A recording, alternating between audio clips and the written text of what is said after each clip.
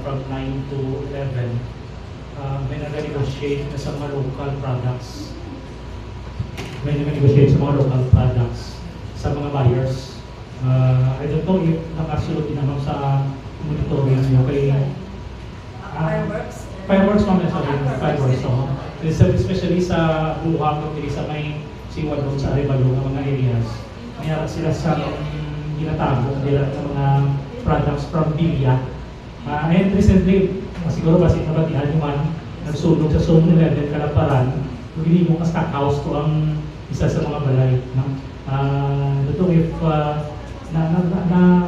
part sa monitoring natin sa gapon sa lupa kay even though wala sila nag-secure sa permit, damo sa gapon sa nag-produce.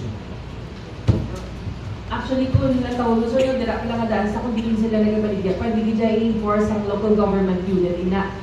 And then, as to produce sila gabaligya, I think the PNP, very strict man nila sila sa enforcement. Kaysa amon yung side, sa product, may services standards, hindi sila pwede kabutang na may PS mark or ICC, ang ICC wala, ako na pa siya, ang PS mark sa produkto, sila kabutang nila kung sila nag-produce nila locally, kaya wala sila lisensya.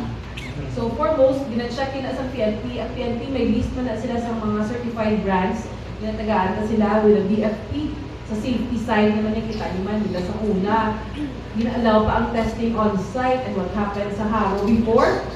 Ubos ito ang ilang natin because ito sila nag-testing sa Puitis and then discuss siya.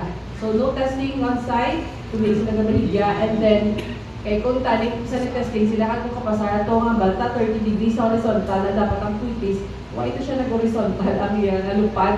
That's why very important ang standard aside from the safety nga gina-requirement na gina-require ng Bureau of Fire Protection ng PNP and the LGU of course sa aton nga selling zone.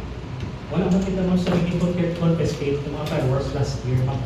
Last year, wala. But years back, sir, we had.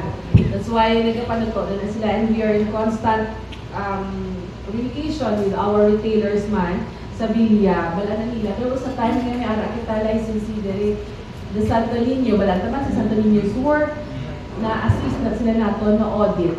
I actually conducted the audit for them, sir.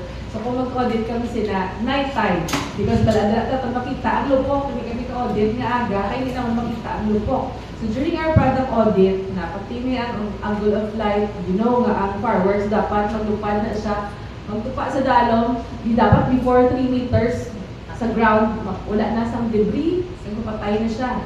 Hindi mo na delikado, magtupa sa ulo mo or ano. So ang debris, not less than 1 gram. So how do we measure? Tigin na lang, taon na muna nadagdag and we weigh.